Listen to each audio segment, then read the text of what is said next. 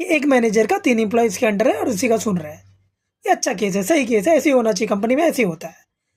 But अब यहाँ पे क्या हुआ, एक मैनेजर आया, बोला वो चारों एम्प्लॉय जो पुराने अपने क्लाइंट है ना वो लोग को कॉल करो, ओल्ड वाले को, चलो कॉल करना चालू करो।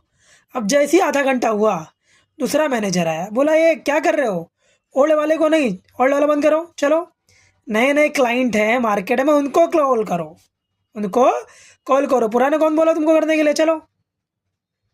अब ये हो ही रहा था, आधा घंटा और हुआ। फिर तीसरा मैनेजर, हर जगह होता है ना एक टाइम पास करने वाला बंदा, तीसरा मैनेजर वही है, बोले क्या काम धंधा कर रहे हो, चलो मूवी देख के टाइम पास करके आते बाहर, चलो बाहर चाय पी के आते, क्या काम तो दिन भर करना ही है। तीसरा मैनेजर। अब एम्प्लॉय कंफ्यूज, भाई काम किसका करे, एक बोला ओल्ड का करो, ओल्ड क्लाइंट को कॉल करो, एक बोलता है न्यू कॉल को करो, एक पूरा टाइम पास कराता है, दिन भर में कोई काम हो पाएगा, कोई काम नहीं होगा, खाली टाइम वेस्ट होगा। तो ये आपका रॉन्ग अप्रोच है, ऐसा अप्रोच ऑर्गेनाइजेशन में नहीं होना चाहिए। 3 अगर एम्प्लॉय है तो उस पर एक ही मैनेजर होना चाहिए, एक ही मतलब 4-5 एम्प्लॉय पे मल्टीपल मैनेजर नहीं होने चाहिए। एम्प्लॉय के अंडर मतलब कोई भी एम्प्लॉय हो उसके ऊपर एक ही मैनेजर होना चाहिए, एक ही मैनेजर होने चाहिए, मल्टीपल मैनेजर होना नहीं चाहिए। तो each employ receive order only one superior, superior मतलब उससे बड़ा, ठीक है। हर एम्प्लॉय को सिर्फ एक सुपीरियर से मतलब एक मैनेजर से ही ऑर्डर रिसीव करना है।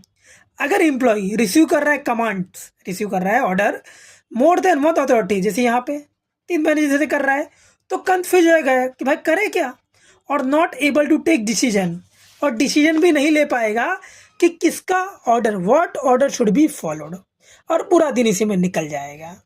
तो ऑर्गेनाइजेशन का जो हायरार्की होना चाहिए वो वेल डिफाइन होना चाहिए, मतलब कौन सा मैनेजर कौन से एम्प्लॉय को काम देगा ये वेल डिफाइन होना चाहिए।